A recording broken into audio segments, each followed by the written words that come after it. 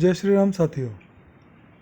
हमारे subject verb agreement के जो सीरीज़ चल रही है उस सीरीज़ में आज अपना यह 6th नंबर वीडियो में अपलोड कर रहा हूँ। इस वीडियो में हम कंडीशनल सेंटेंसेस के बारे में बात करेंगे।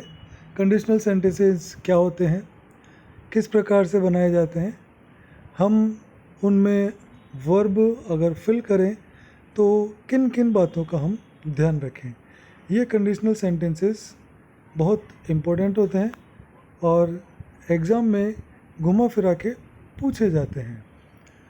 वीडियो को आगे बढ़ाने से पहले मैं सभी व्यूअर्स से रिक्वेस्ट करता हूँ कि मेरे इस चैनल को सब्सक्राइब करें और अपने फ्रेंड्स के साथ मेरे इस वीडियो को शेयर करें जो एसएससी या बैंक या सीजीएल या अदर कोई भी किसी भी प्रकार के कंपटीशन एग्ज़ाम में अपेयर हो रहे हों जिसमें उनके लिए इंग्लिश के पेपर को अटेंड करना कंपलसरी होता है और उनको कई सारी समस्याओं का सामना करना पड़ता है। उनके साथ मेरे इस वीडियो को शेयर करें, सब्सक्राइब करवाएं उनसे इस चैनल को, ताकि जैसे ही मैं कोई अपना नया वीडियो अपलोड करता हूं तो उन तक ये नोटिफिकेशन पहुंचे और मेरी ये मेहनत सफल हो। हम चलते हैं अपने आज के इस वीडियो को आगे बढ़ाते हैं। कंडीशनल सेंटेंस क्या होते हैं वो सबसे पहले अपने A conditional sentence is a type of sentence that states, जो बताते हैं एक कंडीशन को और the outcome, उसके परिणाम को। It contains, कंडीशनल सेंटेंस में शामिल होते हैं एक इंडिपेंडेंट क्लॉज और एक डिपेंडेंट क्लॉज। यहाँ पे एक पॉइंट अपने को समझना चाहिए कि क्लॉज क्या है। क्लॉज उपवाक्य हिंदी में बोलते हैं इनको, लेकिन उपवाक्य से क्या मतलब निकलता है? उपवाक्य से मतलब निकलता है वे वाक्य जो अपना पूरा अर्थ नहीं देते हैं। वो किस प्रकार के वाक्य होंगे? बहुत इजी तरीके से है, जिसमें सेंटेंस कनेक्टिव से शुरू होगा, उस सेंटेंस में कनेक्टिव के तुरंत बाद सब्जेक्ट होगी, वर्ब होगा, ऑब्जेक्ट होगा। जैसे कि क्या तुम प्रतिदिन सुबह 6 बजे उठते हो? सेंटेंस अधूरा है। क्यों? क्योंकि मैंने सेंटेंस की शुरुआत कहाँ से करी? कि क्या तुम प्रतिदिन सुबह 6 बजे उठते हो? तो सेंटेंस अधूरा है। इस सेंटेंस के साथ में एक सेंटेंस और जोड़ा जाना चाहिए। जैसे कि मैंने मेरे एक मित्र से पूछा कि क्या वह प्रतिदिन सुबह 6 बजे उठता है। तो कि क्या वह प्रतिदिन 6 बजे उठता है, यह कहलाता है क्लॉज, उपवाक्य। क्लॉज दो प्रकार के हैं, इंडिपेंडेंट क्लॉज और डिपेंडेंट क्लॉज। डिपेंडेंट क्लॉज मैंने अभी आपको समझाया, जो डिपेंड होता है, निर्भर होता है, उसको जुड़ना ही पड़ता है किसी दूसरे वाक्य से अपना पूरा अर्थ देने के लिए। और जिस सेंटेंस से यह उपवाक्य जुड़ता है अपना पूरा अर्थ देने के लिए, वह इंडिपेंडेंट क्लॉज कहलाएगा। वापस रिपीट करता हूँ मैं। I asked my friend if he woke up at 6 o'clock in the morning। तो इफ ही woke up, ये जो सेंटेंस है यह सबऑर्डिनेट या डिपेंडेंट सेंटेंस है, क्लॉज है। और आई आस्क्ड माई फ्रेंड, यह इंडिपेंडेंट क्लॉज है।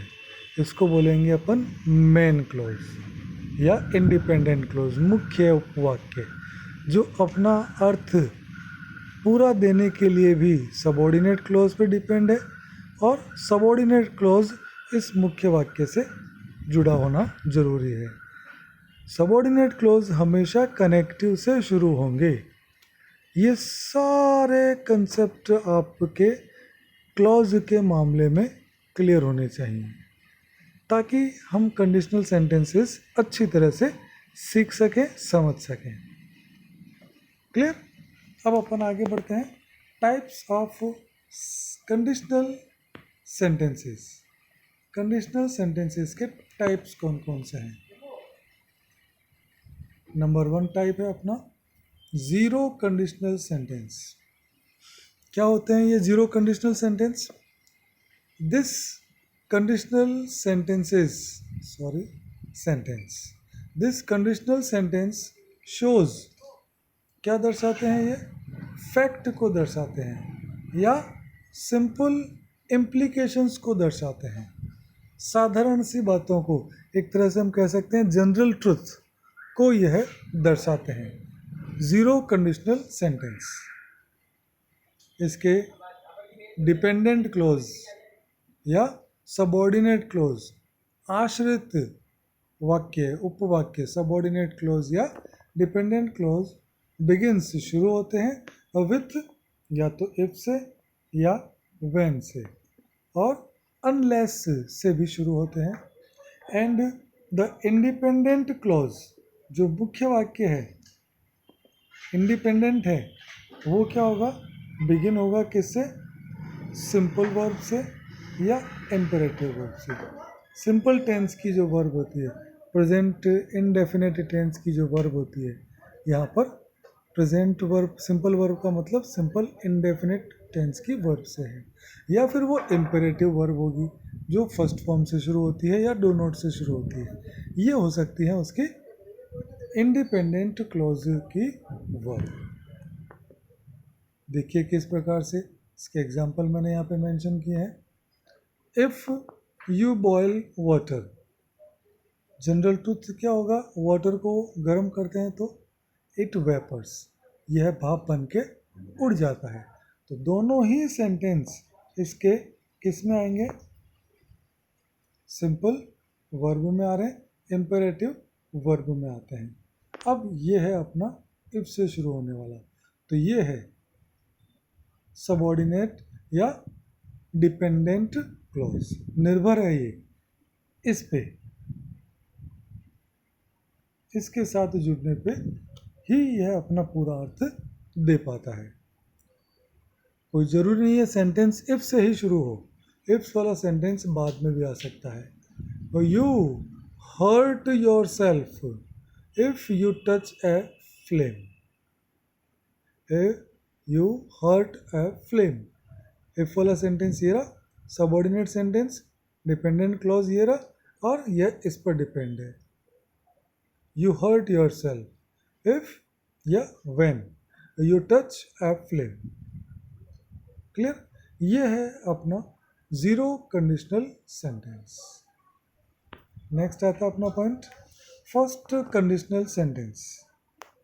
क्या होते हैं ये first conditional sentence? This condition expresses an idea, एक आइडिया को व्यक्त करती है ये कंडीशन, दैट मे और might happen at some point in future.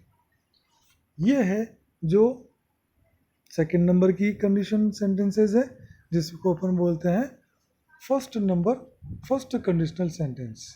इसमें क्या है, जो शर्तें हैं अपने को ध्यान रखने की, but it depends on another event, जो कि मेन क्लोज होगा, उस पर डिपेंड रहेगा अनदर इवेंट, मेन क्लोज।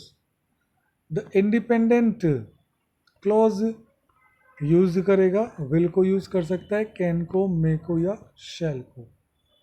और जो साथ में सेंटेंस होगा उसमें, साथ में जो वर्ब होगी उसमें कौन सी वर्ब की फॉर्म लगेगी?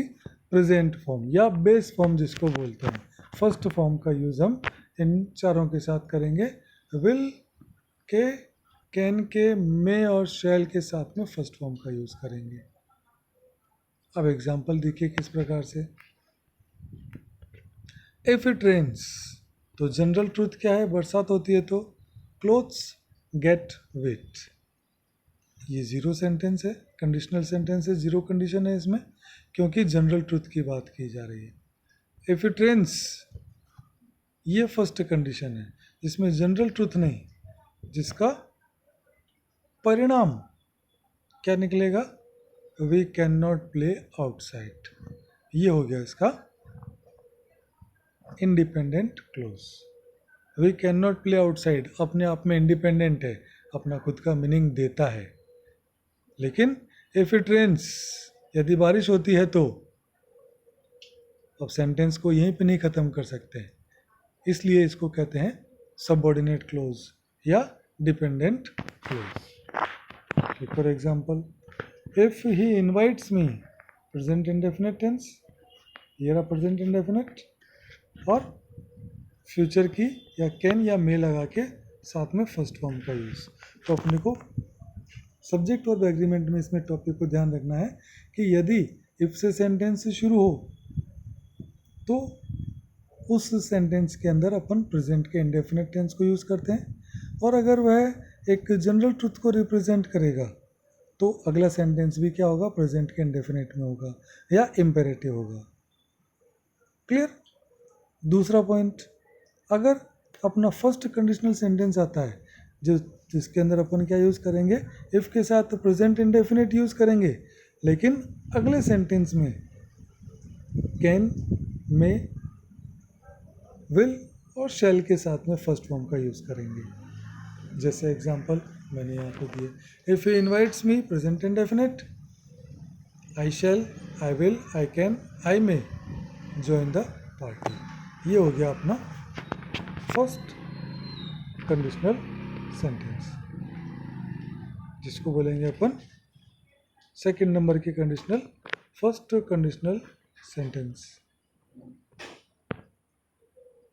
ये रही। Now move on to the third number point, second conditional sentence. Interesting है, क्या है देखो इसमें, it expresses things in the future of past. Past के फ्यूचर को यह सेंटेंस, सेकंड कंडीशनल सेंटेंस दर्शाता है। दैट वर अनलाइकली, फ्यूचर के अंदर, to happen. It is used to express an idea that would not be true. Past का future जो कि सच नहीं होगा, क्योंकि because it would not be possible, है पॉसिबल नहीं होता। The independent clause uses would, could और माइट प्लस प्रेजेंट फॉर्म या बेस फॉर्म जिसको बोलते हैं। नेचुरल है, इन मॉडल्स के साथ में हम तीनों के साथ में किसका यूज़ करेंगे, वर्ब की फर्स्ट फॉर्म का यूज़ करेंगे। फॉर एग्जांपल देखिए किस प्रकार से कंडीशनल सेंटेंस, अगर अपना सेंटेंस इफ से शुरू हो, अगले वाले सेंटेंस में अपने को वुड, कुड या माइट के साथ में फर्स्ट फॉर्म मिले, तो अपने को इफ वाले सेंटेंस में सेकंड फॉर्म अप्लाई करनी है। अगर यहाँ पर फिल किया हुआ मिले तो अगले सेंटेंस में या तो वुड वाली चॉइस यूज़ करनी है या कुड वाली या माइट वाली, तीनों में से एक चॉइस दी गई चार चॉइस में से होगी, बाकी तीन चॉइस किसी अदर टेंस से रिलेटेड आपको दी होगी सामने, जिसमें से आपको उसी चॉइस को चूज़ करना है जिसमें या तो वुड हो या कुड हो या माइट प्लस फर्स्ट फॉर्म अपने को दी हुई हो। If they planned, past indefinite आ गया। If they planned a picnic, we could join, we would join और वी माइट ज्वाइन। तीनों ही सेंटेंस अपने यहाँ पे, तीनों ही जो अपन मॉडल बनेंगे, फिल करेंगे, वो तीनों ही सही माने जाएंगे। क्लियर। नेक्स्ट अगली वीडियो के अंदर, जब तक के लिए जय हिंद, जय भारत।